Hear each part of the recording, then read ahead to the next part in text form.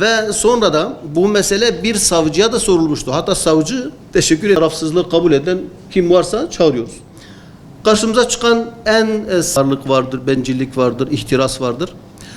Adam meseleyi bize getirdiği kesinlikle işte birilerinin gerek üyemiz olsun, kardeşimiz olsun, yakınımız veya İslam hukuku alimler burada karar veremiyor. İstiyorsanız örfen sizi uzun. İşte hani senin elinde bir ciddi bir yaptırımın da olmayacak. Sadece işte bile o mevcut sorunu bir noktada tutmak, daha ileriye götürmemek.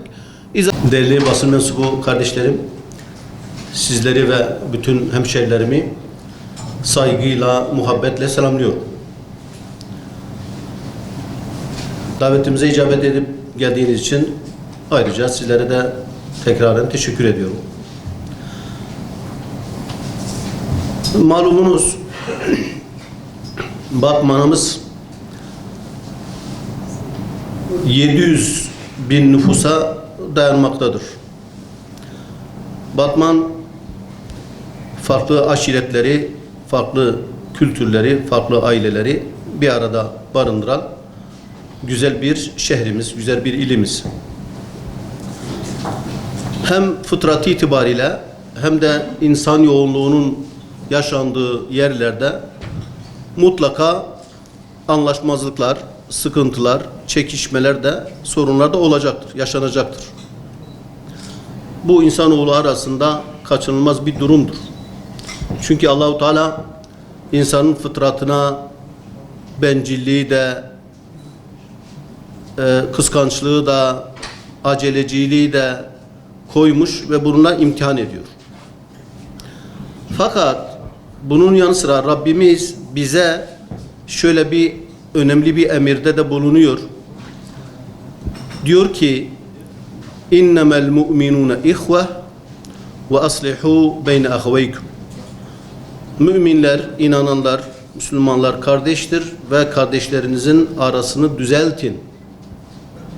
Yine başka bir ayet-i kerimede de Rabbimiz es-sulhu hayr. Sulh, uzlaşmak, barışmak daha hayırlıdır. Yani Kur'an-ı Kerim'in bu emirlerinden de şunu anlıyoruz ki toplumsal dayanışmanın, huzurun gerçekleşmesi için birbirimize tahammül etmemiz, anlaşmazlıkları kendi aramızda bitirmemiz, sulhla neticelenmemiz birçok ibadetten daha hayırlıdır. Hele hele bu işe vesile olan, bu işi yapmaya çalışanların sevabı daha da büyüktür.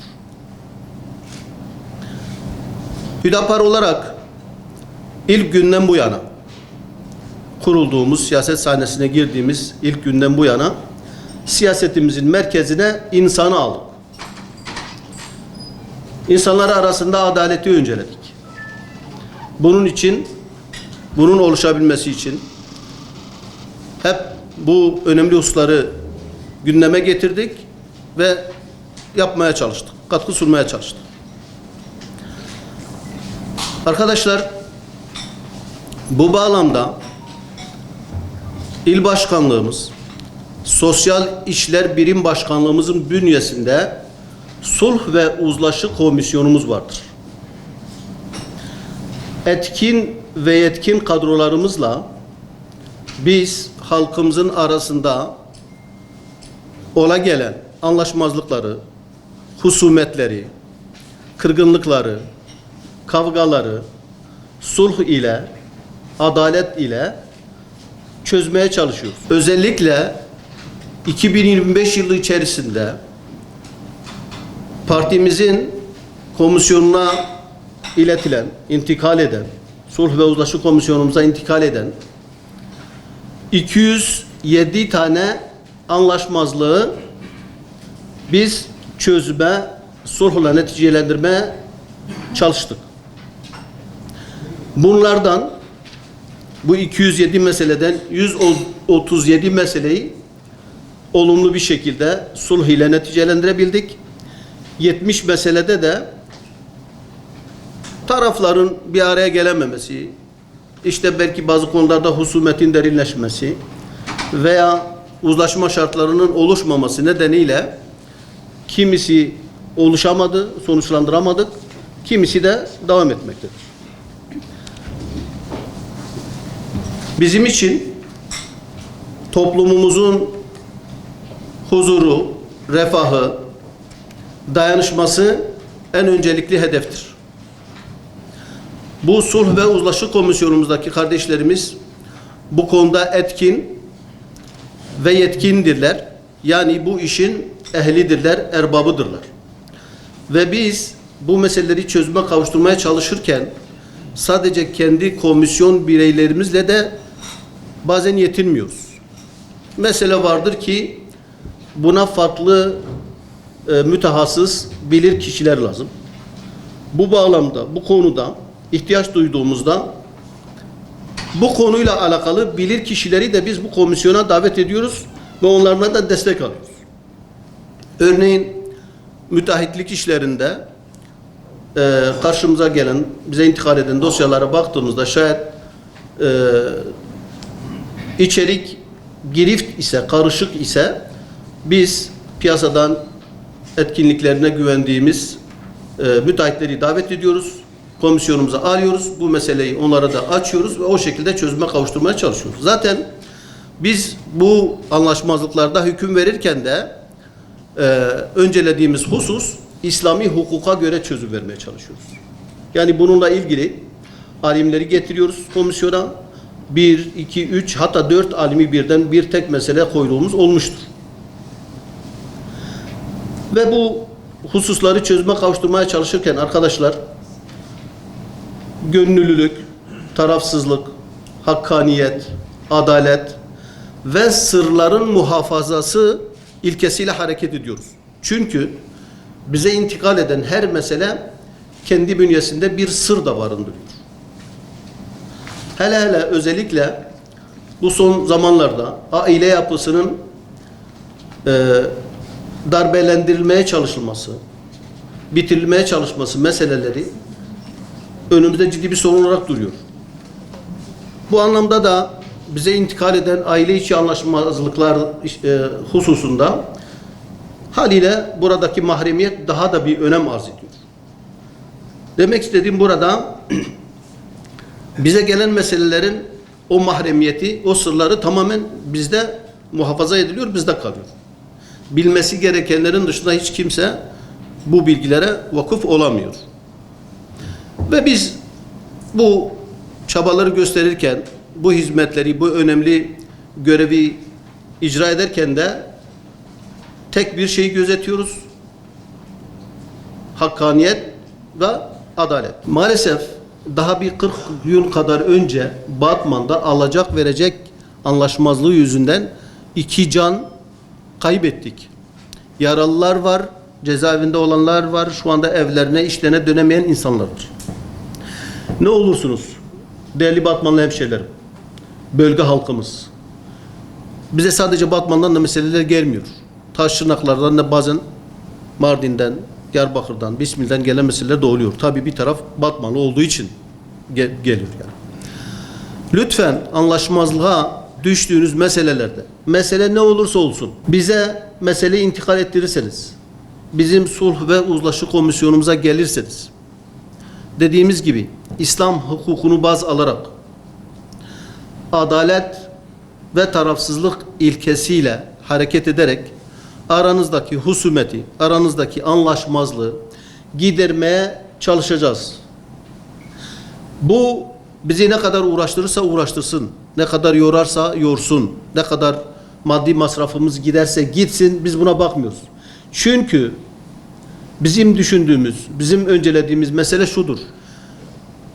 Anlaşmazlığa düşen iki tarafın arasını bulursak bir fitneyi önlemiş oluruz. Bir fitnenin kapısını kapatmış oluruz. O fitnenin kapısı, o anlaşmazlığın kapısı kapanmazsa bir sonraki adımda kavgaya, kan dökmeye, Allah muhafaza ölüme giderse onun sonunu kestiremeyiz. Kestirilemiyor. Nerede duracak diye. Örnekler çoktur bölgemizde. Bir arazi anlaşmazlığı yüzünden Bismil'de 9 insan gitti. Ama yine de böyle bir komisyon araya gidip işte barıştırmak zorunda kaldı.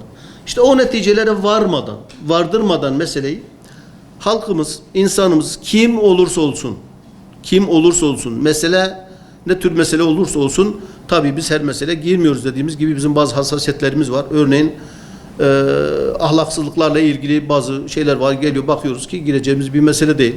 İşte tefecilik meseleleriyle ilgili bakıyoruz ki adam gönüllü olarak gitmiş tefeye bulaşmış falan, sonra işte benim param yok gelin beni kurtarın. Öyle bir mesele icabında girmiyoruz. Hani gönüllü bazı gayrimeşru işlere bulaşmış bazı meselelere girmediğimiz oluyor.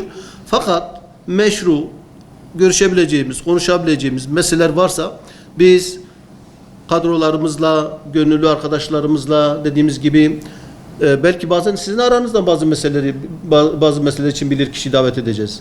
Sizlerden istifade edeceğiz. Yani böylelikle halkımızın arasında husule gelen anlaşmazlıkları, sorunları gidermek için kapımız açıktır. Komisyonumuza müracaat edildiği takdirde Allah'ın izniyle elimizden gelen gayreti göstereceğiz, uzlaştırmaya çalışacağız. Rabbim sizlere ve bütün halkımıza sıhhat, afiyet ve selamet versin. Derin sorunlardan muhafaza etsin.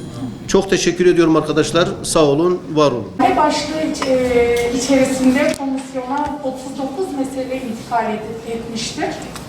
Bu 39 meseleden 23 ailede uzlaşı sağlanmıştır elhamdülillah.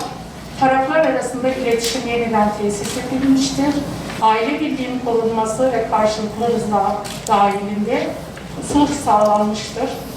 10 ailede ise tarafların birbirlerinin görüşmelerine katılmayı reddetmelerinden, süre gelen şiddet iddialarından dolayı ve güven ortamının teşkil edilmemesinin iddialarından dolayı uzlaşmaya gidilememiştir maalesef.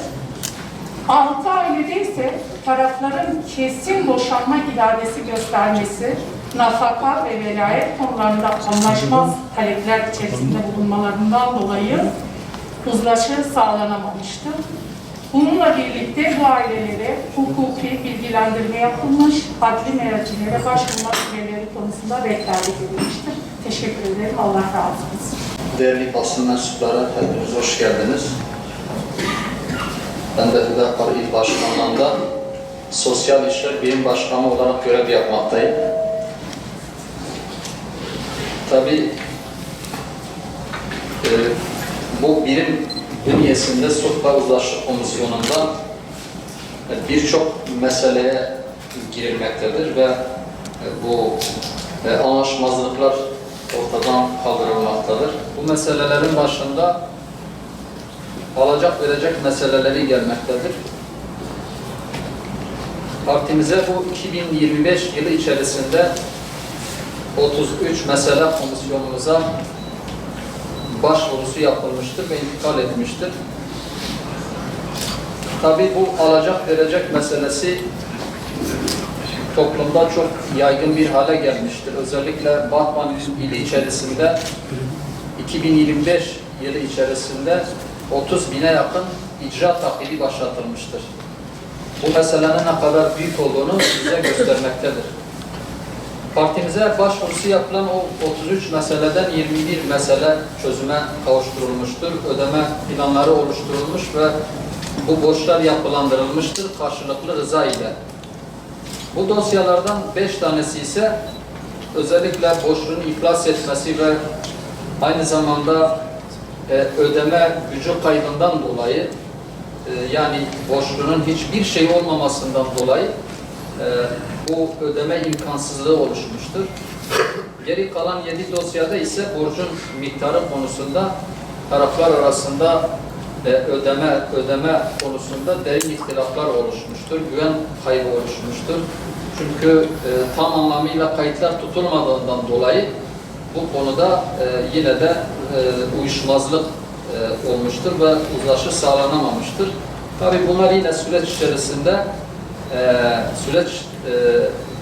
zamana bırakılmıştır ve yine hukuki danışmanlık bunlara sağlanmıştır.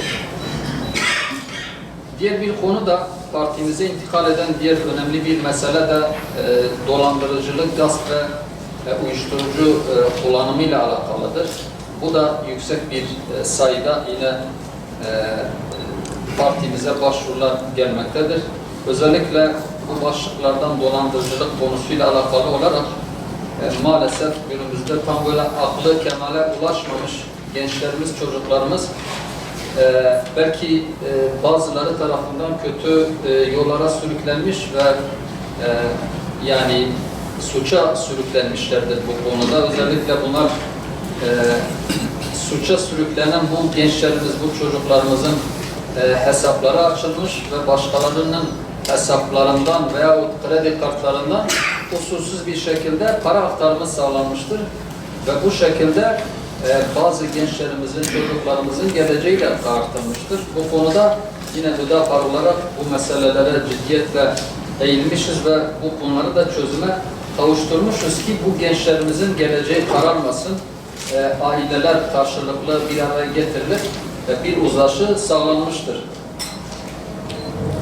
Diğer bir konu da uyuşturucu meselesidir ki bu uyuşturucu meselesi kullanımı her gün artmaktadır bildiğiniz gibi. Yani artık bunun yaşı ilkokul yaşına inmiştir.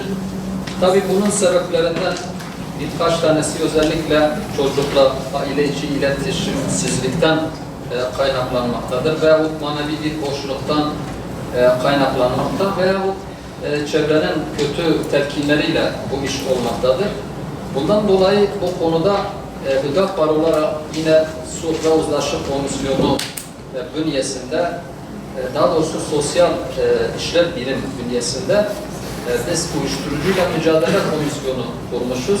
Bu alanda yine yetkili olan, etkili olan sağlıkçı ve psikolog arkadaşlarımız görev yapmakta ve bu gençler için özellikle yani uyuşturucuya bulaşmış olan gençlerle birebir temas edip özellikle başvurulardan sonra belki günlerce bu gençlerle, çocuklarla konuşulmuş ve tedaviye özellikle ikna edilmek için çaba sarf edilmiştir ki bu konuda bir ivme de yakalanmışızdır.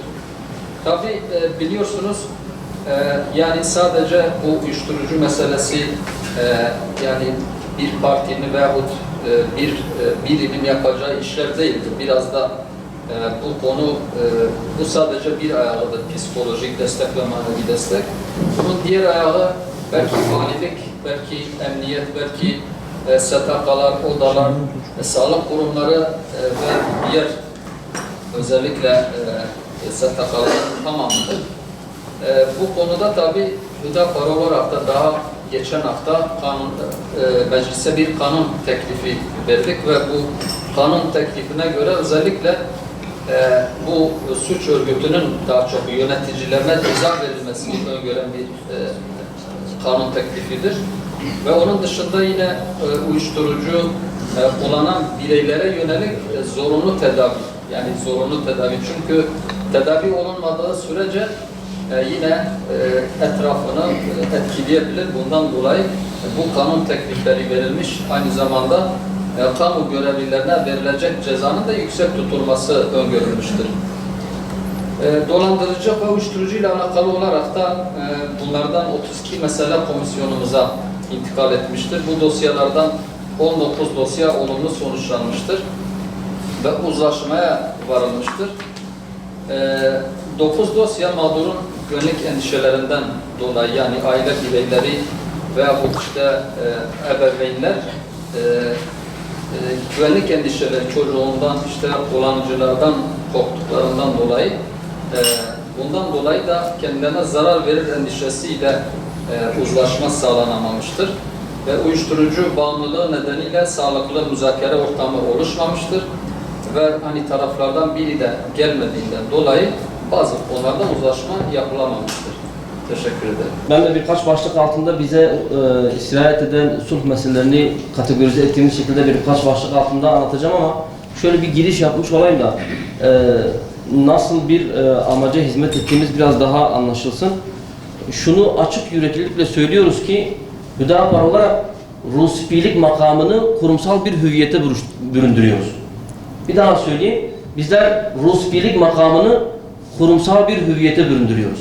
Yani yıllardır bizim geleneğimizde, göreneğimizde, kültürümüzde yer edinmiş bir mesele olduğunda, bir anlaşmazlık olduğunda kendisine başvurduğumuz ve kendisinin çözümüyle öncelikle taraflar arası barış, sonra da toplumsal barışa hizmet ettiğimiz bu makamı, ölmeye yüz tutan bu makamı bir daha Hüdapar çatısı altında, Sulh ve Uzlaşı Komisyonumuz altında kurumsal bir hüviyete büründürüyoruz.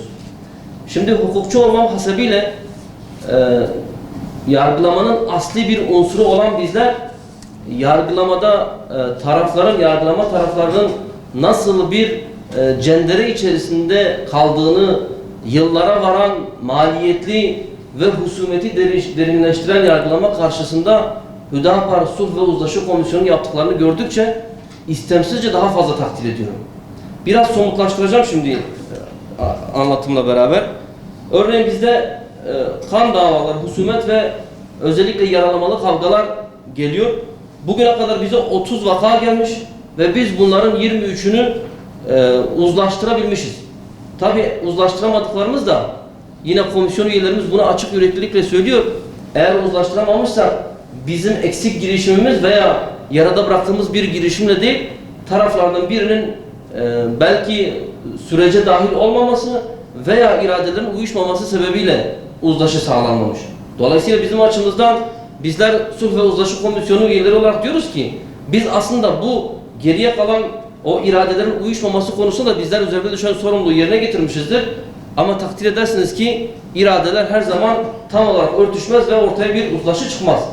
Dolayısıyla bu 7 ayrı olayda da uzlaşı sağlanmaması iradelerin uyuşmamasından kaynaklı. Bakın yaralamalı kavgalarda veya işte daha büyük vakalarda ceza hukuku toplumsal barışa bir sonuç bağlamaz. Yani tarafların barışmış olması, tarafların anlaşmış olması, aynı masada oturup çay muhabbet eşliğinde husumeti kaldırmış olmaları bile ceza hukuku açısından maalesef bir sonuç ifade etmiyor. Burada bir yargılama yapılır. Bildiğiniz gibi bir kamu davası yürütülür ve taraflara yargılamanın o yaralama veya vakanın sonucuna göre bir ceza tayinine gidilir. Ancak Sulh ve Uzlaşı Komisyonu bir meselenin tarafı olduğunda veya bir mesele önüne geldiğinde o meselede sulh gerçekleştirdiğinde taraflar artık oradan kalktıktan sonra bırakın husumeti belki muhabbet aralarında daha fazla derinleşmiştir. Bu manada da Sulh ve Uzlaşı Komisyonu bizim için yaptıkları kıymetli olduğunu düşünüyorum. Kira, ev sahibi veya arsa tapu anlaşmazlıkları gelmiştir önümüze. Bugüne kadar bizlere toplamda 33 ayrı vaka geldi. Bunların 26'sında uzlaşma sağlanmış. 5'inde kamusal engeller uzlaşıyı engellenmiştir. Örneğin devam eden bir dava veya işte resmiyete sirayet etmiş olan resmi evraklar o meselede uzlaşının oluşmasına engel teşkil etmiştir. 2 ayrı vakada da iradelerin uyuşmaması sebebiyle yine uzlaşı sağlanmamış. Şöyle düşünelim, kira vakaları ya da arsa anlaşmazlıkları bizim örfümüze göre, bizim inancımıza göre kira ev sahibi ilişkisi belki bir emanet misafir ilişkisidir. Ya da çoğu zaman bir komşuluk ilişkisidir. Dolayısıyla komşuluk ilişkisinin veya emanet ve misafir ilişkisinin yıllara varan bir husumeti derinleştirmektense bir muhabbet vesilesi, hatta bir hayır kapısı olması gerektiğini düşünüyoruz. Bakın miras paylaşımları, miras anlaşmazlıkları bize bugüne kadar 14 ayrı vaka gelmiş. Bu vakalardan 8 tanesinde uzlaşı sağlanmış.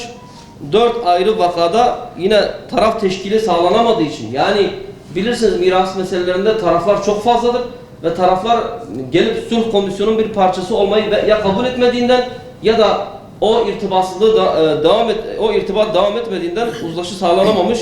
2 ayrı dosyada da taraflar arasında ciddi bir güvensizlik oluştuğu için yine sulh sağlanamamıştır. Yine bununla ilgili bir hukukçu olmam hasebiyle söylüyorum. Bizler diyoruz ki bir miras meselesi veya genel bir hukuk meselesinde yıllara varan, yüksek maliyetlere sebebiyet veren ve karşılıklı husumeti derinleştiren bir vakadansa kısa maliyetsiz derken parantez içerisinde Allah rızası hariç diyorum. Çünkü her taraftan Allah rızasını talep ediyoruz. Maliyeti bu olsa gerek bizim için. Kısa, maliyetsiz ve taraflar arası barışı sağlayan bir Hüdapar Komisyonu. Hangisinin daha cazip, hangisinin daha sürdürülebilir olduğunu muhtemelen sizler de takdir edeceksinizdir. Ölümlü, yaralamalı trafik kazaları ya da tazminat meseleleri. Yine toplumun beşer olmamız hasebiyle, toplumsal bir varlık olmamız hasebiyle kaçınılmaz bir vaka. Trafik kazaları maalesef olacaktır. Maalesef ne kadar geçsek, tedbirleri arttırsak bile trafik kazaları ve tazminat meseleleri olacaktır. Ama biz yine şunu söylüyoruz. Bakın 10 vaka gelmiş, biz 8'inde uzlaşı sağlamışız. Dolayısıyla %80 oranında bir başarı sağlanmış. Diğer ikisinde de belki tarafların karşılıklı talep etmiş olduğu miktarların arasında uçurum olması hasebiyle uzlaşı sağlanamamış. Ama bunu söylerken şunu ekleme ihtiyacı hissediyorum. Bir babayı düşünün ki cebinden milyonlara varan para bırakıyor karşı tarafına. Karşı tarafa herhangi bir zorlama veya yaptırım olmadan cebinden çıkarıp karşı tarafa milyonlara varan bir para veriyor ve o verdiği miktarın üzerine aynı masada oturup çayla muhabbet ediyor. İşte komisyonun yaptığı tam da bu. Bunu bir yargılama makamı yaptığında maalesef işin sonunda taraflar muhabbetle bir masaya oturmadığı gibi çoğu zaman da mesele derinleşmiş ve belki tazminat meselesi bir adli vakaya, Allah muhafaza bir yaralamalı ve ölümlü vakaya sebebiyet vermiş. Daha ötesi bir tarafın iflasına, bir tarafın batmasına sebebiyet vermiş. Ama sulh komisyonunun, sulh ve uzlaşı komisyonunun yaptığı, Hüdapar'ın bu manada yaptığı bir taraftan milyonlara varan bir rakam alırken karşı tarafla yine para verdikten sonra aynı masada oturup muhabbet etmeyi sağlıyor. Bu manada komisyonun yaptığının yine kıymetli olduğunu düşünüyoruz. Son olarak yine ortaklık ve şirket uyuşmazlıkları geliyor. Bununla ilgili bize bugüne kadar 16 ayrı vaka gelmiş. 16 vakanın 11'inde uzlaşı sağlanmış. 3 meselede taraf teşkili sağlanamamış. Taraflar sulha gelmeyi veya sulh komisyonunun bir parçası olmayı, sulh komisyonundan bir çözüm çıkmayı belki kabul etmedikleri için 2 ayrı meselede de iradeler uzlaşmadığı için bu meseleler çözülmemiş. Yine ortaklık ve şirket hukuku beraberliğe varan yılların emeğidir, birlikteliğidir, karşılıklı fedakarlığıdır. Bu bir yargılamaya dönüştüğünde, bu bir mahkemenin parçası olduğunda maalesef geçmişin birlikteliği, geçmişin beraber yaşanılan o güzel ortamı bir anda kendisini olumsuz ve kendisiyle beraber ilerisi için de menfi bir duruma dönüştürüyor. Ama biz bu meseleler önümüze geldiğinde taraflar geçmişin kıymetini, geçmişin hatırını geleceğe de yansıtıp ortaklık ayrılmışsa bile bu hukuku devam ettirecek bir pozisyona dönüştürmüşüz. Hamdolsun bu manada da sulh ve uzlaşı komisyonumuzun çok kıymetli bir iş yaptığını düşünüyoruz.